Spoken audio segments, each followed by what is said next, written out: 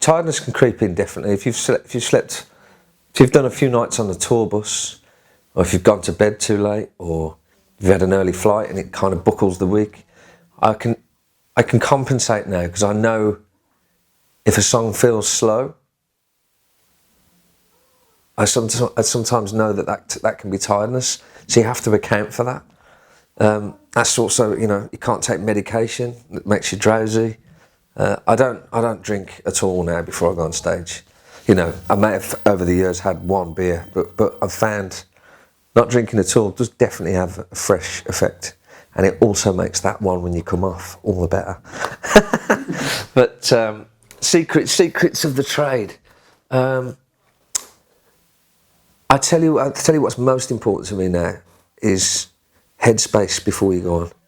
Just having that time to just think, put your clothes on, not rush around. I mean, the only time you end up rushing around is when you have guests at a gig and someone phones and says, I can't get in. That's stressful, but that happens. But I still try and account to have a bit of time to myself, get excited about it, realise we're doing a big gig. That's every time I go on stage, every night, I still get that buzz of excitement. I don't get hugely nervous anymore, but I think that's just experience. If you do something for long enough, that probably goes, I guess, for anybody, I would have thought. I went on stage once and there was a problem with the in-ears, so no click track, but the track started. I'm panicking, my heart is here, and I said to the bass player, I've got no click, and he very cleverly said, watch me, and the monitor guy gave the bass player the click, so he just went like this. So I just played open kit, all I could hear was brass and drums, and he was there doing this, keeping me in time, which was brilliant, and I have to thank him for that. But those things can happen, we're all human, and technical things do happen.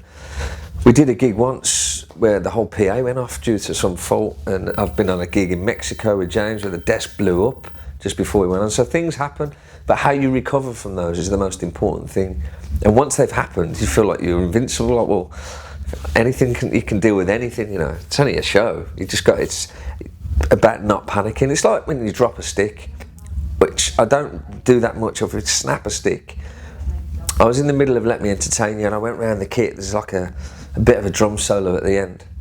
And of course, first beat of the drum solo, the stick snaps in half. I'm like, why now? Why have you waited till now to snap? But it did. So Fred has put a stick holder here and one over here. So I was round the kit at the time, it snapped. So I kept one hand and pulled one out. It looked pretty cool, but if I hadn't got them in place from previous experience, I've been searching around the floor doing a solo with one hand, and I'm not Buddy Rich. It was, we've got all angles covered now. And I feel like I've done enough to sort of take on anything that comes my way. Hopefully there's not anything too surprising coming up, but yeah, there's another great story I must tell you.